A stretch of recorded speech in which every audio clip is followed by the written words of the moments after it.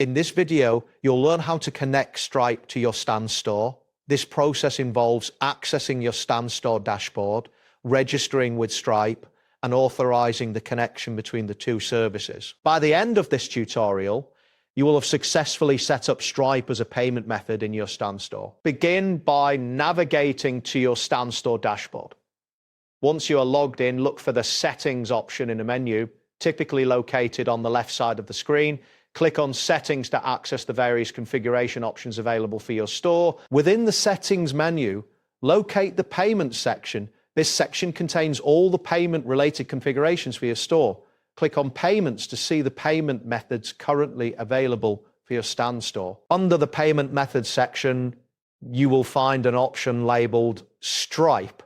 Next to this label, there is a button that says Register. Click on the Register button to initiate the connection process with Stripe. After clicking the Register button, you will be redirected to the Stripe login or registration page. If you already have a Stripe account, enter your login credentials to access your account. If you do not have an account, you will need to create a new one.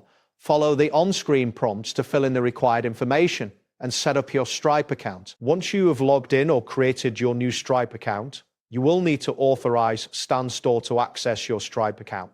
This step is crucial as it allows Stan Store to process payments through Stripe.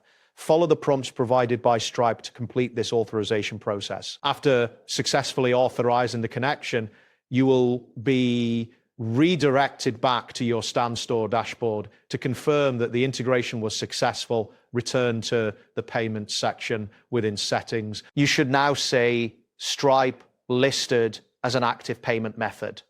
This indicates that your Stan Store is now set up to accept payments through Stripe. That wraps up today's guide. Thanks for watching and catch you in the next tutorial.